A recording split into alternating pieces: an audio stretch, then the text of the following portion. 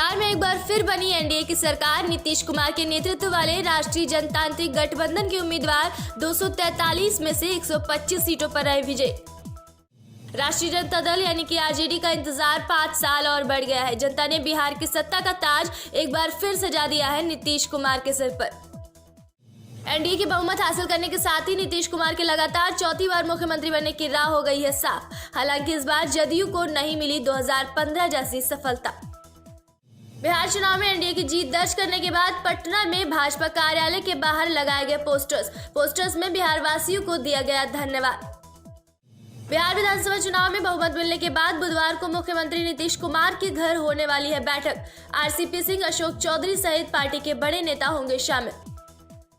बिहार विधानसभा चुनाव में मिली जीत के बाद भाजपा मुख्यालय में है जश्न की तैयारी। शाम को 5 बजे जेपी नड्डा तो 6 बजे प्रधानमंत्री नरेंद्र मोदी पहुंचेंगे भाजपा मुख्यालय। केंद्रीय मंत्री प्रकाश जावड़ेकर ने बिहार के चुनाव परिणामों पर कहा, बिहार में बाहर आई एनडीए ने कमाल किया, लोग देश की प्रगति चाहते हैं। बिहार विधानसभा के नतीजे आने के बाद भाजपा सांसद मनोज तिवारी ने पूजा पाठ का एक वीडियो जारी किया है। उन्होंने लिखा, बिहार में एनडीए की स्पष्ट जीत के बाद खुशी के आंसू निकल गए। उन्होंने कहा, अपने घर में स्थित मां जगत जननी मां विंध्यवासिनी के सामने बैठ गया। मां आपकी कृपा बनी रहे।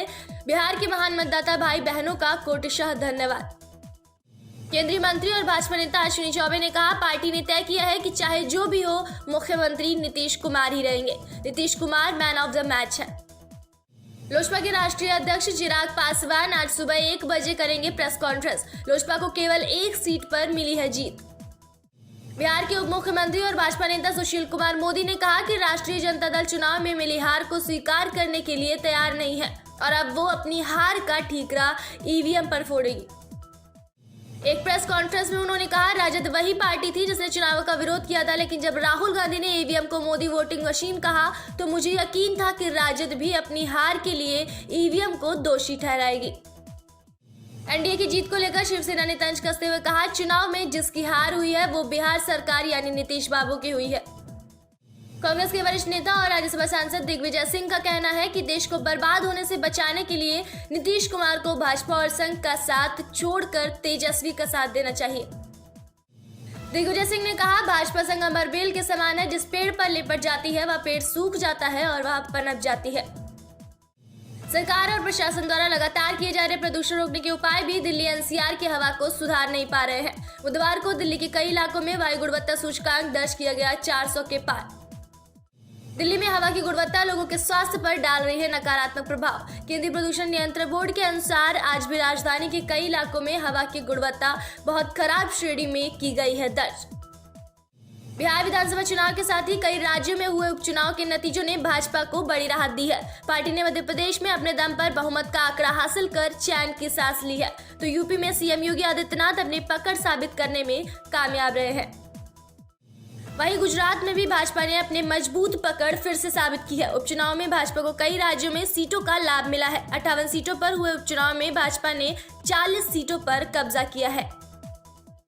यूपी के हाथरस में किशोर की हत्या का पुलिस और एसओजी टीम ने किया खुलासा। दोस्त की जन्मदिन पार्टी के लिए घर से गए किशोर का शव खंडहर में मिला था। 2 दोस्तों ने रस्सी से गला दबाकर की किशोर की हत्या। पुलिस और एसओजी टीम ने 24 घंटे में हत्या करने वाले 2 दोस्तों को किया गिरफ्तार। यूपी के महोबा जिला उप कारागार में पहली बार बड़ी संख्या में कोरोना बम फटने से जिला प्रशासन में मच गया हड़कंप। स्वास्थ्य विभाग के द्वारा बंदियों की जांच में 47 कोरोना पॉजिटिव मरीजों की बढ़ोतरी मिलने के बाद बेहद सुरक्षा बरतने के दिए निर्देश। यूपी के हरदोई जिले में आज सिटी मजिस्ट्रेट और सीओ सिटी के नेतृत्व में खाद्य विभाग ने शहर की मिठाई और अन्य खाद्य पदार्थों की बिक्री करने वाली दुकानों पर छापेमारी कर खाद्य पदार्थों के नमूने लेकर जाँच के लिए लैब में भेजे। यूपी के चंदौली सैयद राजा थाना क्षेत्र में नेशनल हाईवे 2 पर ट्रक का अगला टायर ब्लास्ट होने से ट्रक बनी आग का गोला। स्थानीय लोगों ने आग लगने की सूचना तत्काल फायर ब्रिगेड को दी, लेकिन जब तक फायर ब्रिगेड मौके पर पहुंचती ट्रक जलकर खाक हो गई। ट्रक में आग लगने की वजह से काफी देर तक NH2 पर आवागमन बाधित रहा है। करीब 1 घंटे बाद पुलिस की मदद से यातायात बहाल किया गया। चंदौली आईजी अमिताभ ठाकुर ने पिछले दिनों सोशल मीडिया पर चंदौली पुलिस की तथाकथित अवैध वसूली का एक ऑडियो और लिस्ट जारी की थी, जिसका पुलिस ने किया खुलासा। पुलिस के नाम पर वसूली करने के आरोप में विजय पटेल को गिरफ्तार किया है। फिलहाल गिरफ्तार अभियुक्त के खिलाफ मुकदमा दर्ज कर जेल भेज दिया गया है। हिमाचल प्रदेश के बद्दी की साबुन फैक्ट्री से निजी बस में सवार होकर मजदूर दीपावली मनाने के लिए अपने घर बरेली लौट रहे थे, तभी बस अनियंत्रित होकर पलट गई। वहीं एक्सप्रेसवे से गुजर रहे वाहन चालकों ने हेल्पलाइन नंबर के माध्यम से पुलिस को जानकारी दी। पुलिस मौके पर पहुंची और घायलों को बस से निकाला। एसडीएम खेकड़ा अजय कुमार और सीओ खेकड़ा मंगल रावत भी मौके पर पहुंचे। इसके बाद एम्बुलेंस से घायलों को जिला अस्पताल भिजवाया गया।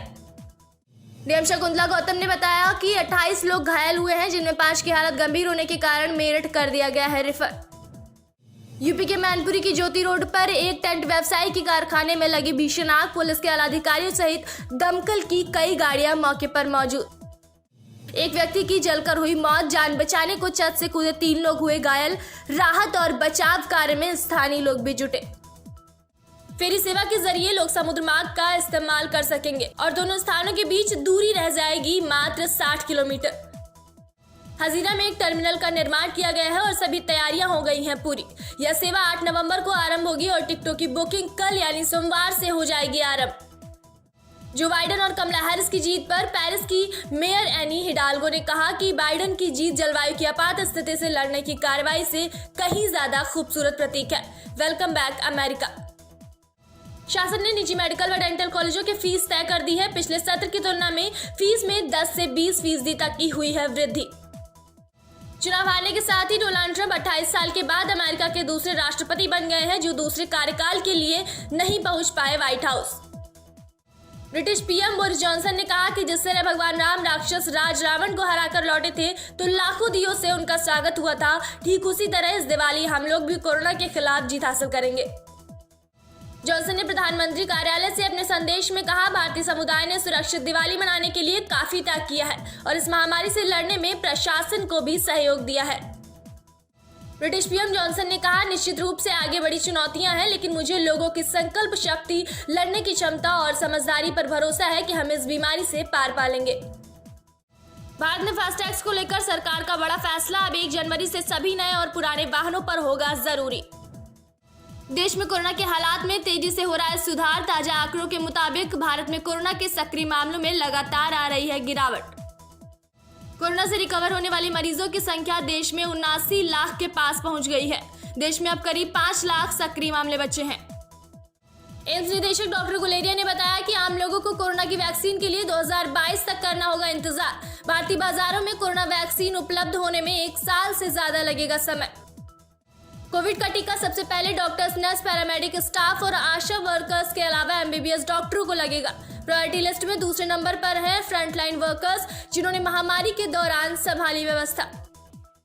टीके की प्रायोरिटी में पुलिस और सशस्त्र बल भी शामिल। तीसरे ग्रुप में है वो 26 करोड़ लोग जिनकी उम्र 25 साल से ज्यादा, जबकि चौथी कैटेगरी में वो 1 करोड़ लोग जो 50 साल की उम्र के साथ दूसरी बीमारियों से हैं ग्रस्त।